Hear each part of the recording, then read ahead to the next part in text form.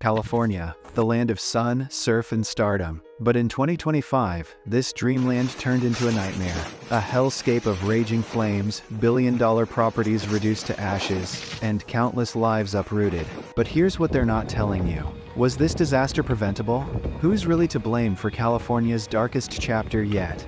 This wasn't just another wildfire season, it was the wildfire season. Flames tore through Malibu, wiping out its iconic $45 million cliffside mansion. Beverly Hills estates worth $38 million crumbled under the heat. Even Steve Hartley's $72 million fireproof smart home, a symbol of modern luxury, couldn't survive the inferno. And if billionaires weren't safe, what chance did the rest of us have?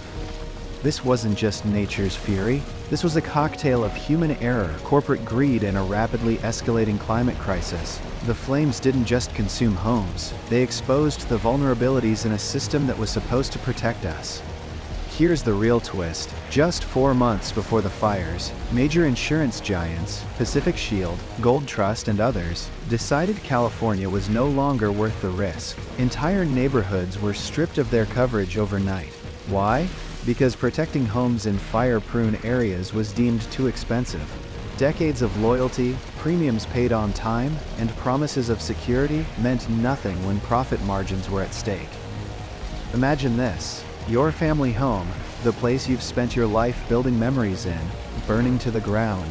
And when you go to file an insurance claim, the answer is cold and simple. Sorry, your policy was canceled. For thousands of Californians, this nightmare was their reality.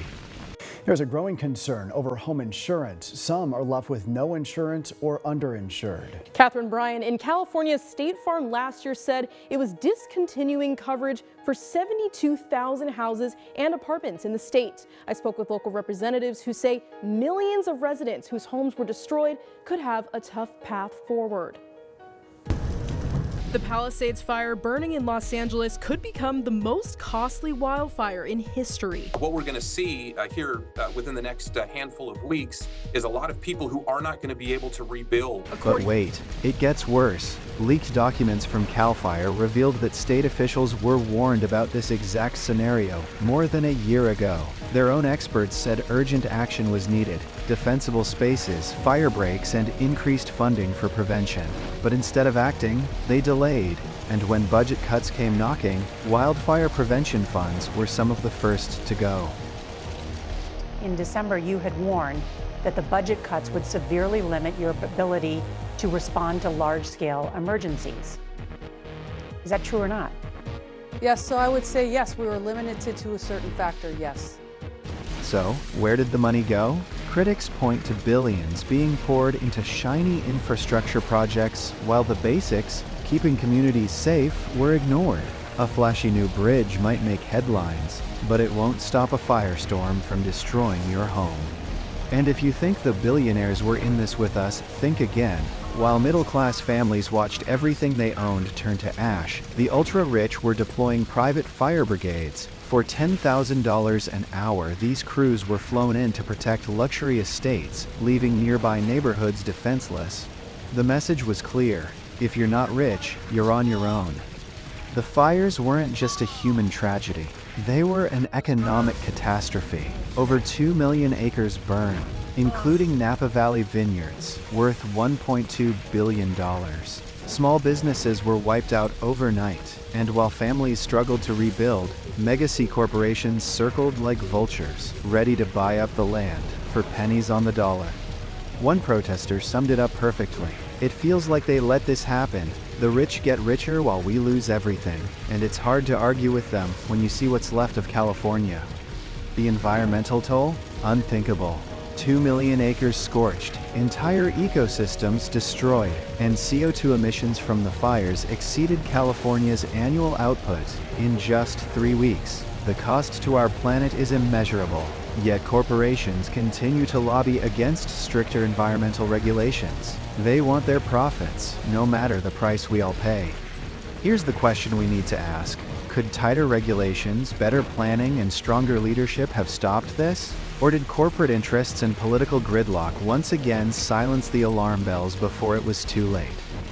The wildfires of 2025 didn't just burn land, they burned through the very fabric of our trust. Trust in the system, trust in those we elect to lead us, and trust in the corporations that promised to have our backs. The wildfires didn't spare even the elite, as several high-profile celebrities lost their multi-million-dollar estates to the flames. Among the casualties were Kylie Jenner. The reality star's $25 million mansion in Hidden Hills, a place she had called home for years, was completely destroyed. The massive estate was known for its luxurious design and sprawling grounds. LeBron James, his $39 million mansion in Beverly Hills, where the NBA superstar and his family lived, was left in ruins. It was one of the most fire-resistant properties in the area, yet the wildfire's intensity was too much to withstand. Kim Kardashian. While her Malibu home was still standing, Kim's expansive Calabasas property, valued at $45 million, was one of the first to catch fire in the blaze, with much of it being ravaged before firefighters could intervene. Cher. The legendary singer's $60 million estate in Malibu, which was filled with rare artwork and priceless antiques, was lost in the fire. Cher herself was forced to evacuate with little warning, narrowly escaping the inferno. Simon Cowell, the America's Got Talent judge's $30 million mansion, complete with a state-of-the-art recording studio, was burned to the ground. Despite using the latest in fire prevention technology, the flames proved unstoppable. Gwyneth Paltrow, her ultra-modern $30 million home in the Hamptons, known for its sustainable and eco-friendly design, succumbed to the raging fire that swept through the Malibu area. These celebrities, along with hundreds of others, suffered devastating losses, but their pain is a reflection of what many others went through. Homes, businesses, memories, burned away in a single night. And the question remains, if even the most fireproof homes can't survive, how can we expect to protect everyone else? But from the ashes, California will rebuild. That's what we do, isn't it? We rebuild. But at what cost?